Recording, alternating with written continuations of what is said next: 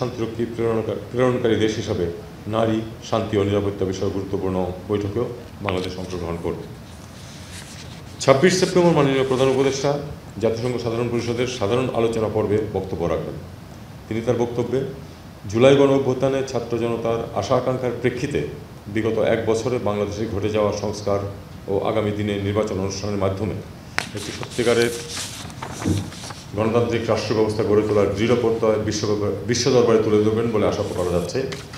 পাশাপাশি আন্তর্জাতিক শান্তি ও নিরাপত্তা নিশ্চিতের ক্ষেত্রে শান্তিরক্ষা কার্যক্রমে বাংলাদেশের বলিষ্ঠ অবস্থান, বিশ্বব্যাপী সংঘাত, রোহিঙ্গা সংকট, জলবায়ু পরিবর্তন ও এর প্রভাব, জলবায়ু ন্যায় বিচার প্রতিষ্ঠা, টেকসই উন্নয়ন লক্ষ্যমাত্রা SDG অর্জনের ক্ষেত্রে উন্নয়নশীল দেশগুলোর প্রতিকূলতা, উন্নয়নশীল দেশসমূহ হতে সম্পদ পাচার প্রতিরোধ, নিরাপদ অভিবাসীদের মৌলিক গবেষণা পরিষেবা প্রাপ্তির নিশ্চয়তা, জেনারেটিভ কৃত্রিম বুদ্ধিমত্তার পরিপ্রেক্ষিতে প্রযুক্তির টেকসই হস্তান্তর এবং সর্বোপরি ফিলিস্তিন ও ইসরায়েলের যুদ্ধবিরতি ও স্থায়ী শান্তি প্রতিষ্ঠার প্রয়াস তার বক্তব্যে উঠে আসবে।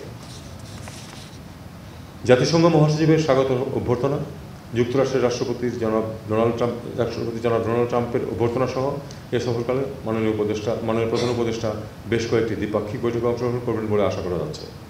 আসলে এ সময় অনেক বৈঠকের সিদ্ধান্ত শেষ মুহূর্তে হয়ে যায়, সে বিবেচনায় নতুন বৈঠক তালিকায় যোগ হতে পারে, আবার সময়ের অভাবে কোনো বৈঠক বাদও পড়তে পারে। এবারে সাধারণ অধিবেশনের সাইডলাইনে আমিও বেশ কয়েকটি ইভেন্টে বাংলাদেশের প্রতিনিধিত্ব করব। এর মাঝে বিশেষভাবে রয়েছে Commonwealth foreign affairs ministers meeting, Peace Building Commission Ministerial Level Meeting, Foreign Minister Level Meeting of the Group of 77 and China, Ministerial Level Meeting of Women, Peace and Security, Focal Point Network, Annual Coordination Meeting of the OIC Foreign Ministers, Informal Ministerial Council Meeting of SICA, BIMSTEC Foreign Ministers Meeting, LDC Ministerial প্রভৃতি। এটা বলার অপেক্ষা রাখে না যে সরকারের বর্তমানে অন্যতম অগ্রাধিকার হল জনগণের আশাকাঙ্ক্ষার প্রতিফলন ঘটিয়ে প্রয়োজনীয় সংস্কার করা এবং সুষ্ঠুভাবে আসন্ন জাতীয় নির্বাচন আয়োজন করা। এই প্রেক্ষাপটে এবারের অধিবেশনে আমাদের কাছে একটি সুযোগ বিশ্ব দরবারের ঐকমত্যের ভিত্তিতে পরিচালিত আমাদের চলমান সংস্কার কার্যক্রম এবং গণতন্ত্র অভিমুখে আমাদের যাত্রাকে উপস্থাপন করা। আপনারা জানেন যে মাননীয় প্রধান উপদেষ্টার পরিচিতি এবং সুনাম বিশ্বব্যাপী, এ কারণে অনেকগুলো বিশ্বখ্যাত সংবাদ সংস্থার সাক্ষাৎকার গ্রহণের জন্য অনুরোধ জানিয়েছে। এর বাইরেও আরও কিছু কিছু অনুষ্ঠানে হয়তো তিনি বক্তব্য রাখবেন। জাতিসংঘের এবারের অগ্রাধিকার ইস্যুগুলির প্রত্যেকটি বাংলাদেশের জন্য সমানভাবে গুরুত্বপূর্ণ। এই ইস্যুগুলির উপর যেসব ইভেন্ট আছে বাংলাদেশ তার সবকটিতেই সক্রিয়ভাবে অংশগ্রহণ করবে বলে আশা করছি। বাংলাদেশ জাতিসংঘ সহ বহুপাক্ষিক কূটনীতিকে জাতীয় স্বার্থ সংরক্ষণের জন্য গুরুত্বপূর্ণ মাধ্যম হিসেবে মনে করে সার্বিক বিবেচনায় এবারের অধিবেশনে মাননীয় প্রধান উপদেষ্টার নেতৃত্বে বাংলাদেশ প্রতিনিধি দলের অংশগ্রহণের মাধ্যমে বাংলাদেশের জাতীয় স্বার্থ সংশ্লিষ্ট বিষয়সমূহে আন্তর্জাতিক সহযোগিতার ক্ষেত্রকে বিস্তৃত ও সুদৃঢ় করবে বলে আমরা আশা করছি। আমাদের প্রতিনিধি দলে এবার চারজন রাজনীতিবিদ যাচ্ছেন।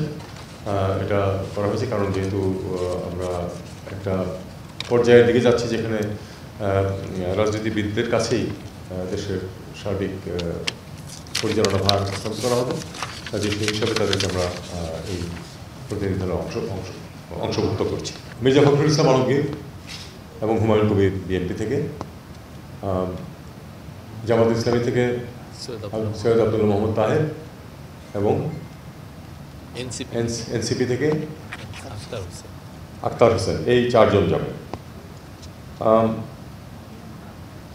কার সাথে দেখা হবে এই প্রশ্ন আপনারা জানতে চেয়েছিলেন। যেটা বলে রাখছি সেটা হলো যে এর সাথে আরও অ্যাড হতে পারে, আবার কোনো কারণে কোনোটা বাদও পড়ে যেতে পারে।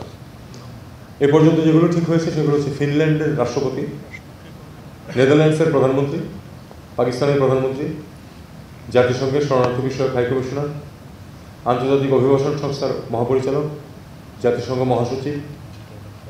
মহাসচিবের মিয়ানমার বিষয়ক বিশেষ দূত, বিশ্বব্যাংকের প্রেসিডেন্ট, IMF-এর ব্যবস্থা পরিচালক সহ ইটালি, তুরস্ক, দক্ষিণ কোরিয়া, ইন্দোনেশিয়া, থাইল্যান্ড, কসোভো ইত্যাদি দেশের প্রতিনিধি দলের প্রধানের সাথে বৈঠক আয়োজনের প্রস্তুতি চলমান রয়েছে। গ্রাজুয়েশনের ব্যাপারে পিছানোর কোনো সিদ্ধান্ত কিন্তু সরকার নেয়নি, কাজে আমরা এখনও পর্যন্ত আমরা অন ট্র্যাক 26 সনে। তাছাড়া পিছানো চাইলেই কিন্তু হয়ে যায় যে এমনও কিন্তু না, এটা কিন্তু অনেক বিষয় আছে এর মধ্যে। আর আমরা এই এলডিসি গ্র্যাজুয়েশনের পরে যে সুযোগ সুবিধাগুলি বহাল রাখা, ইউর সাথে আমাদের ইতিমধ্যে চুক্তি আছে 3 বছর বহাল থাকবে। যুক্তরাজ্য যদি ইউর মেম্বার না, এখন কিন্তু আলাদাভাবে তারা করবে, আমরা এটা মোটামুটি নিশ্চিত। এছাড়া এর বাইরে আসলে তো খুব বেশি দেশের ব্যাপার নেইও, এটা ঠিক ইউএনএ এটা তোলার মতো বিষয় না।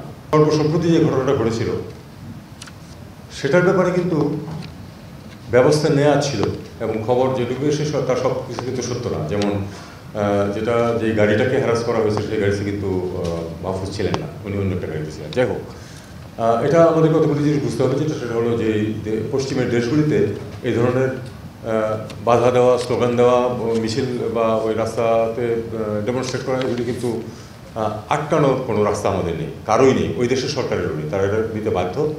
শুধু ডেলিগেশন সদস্যদের যেন নিরাপত্তা সঠিক থাকে।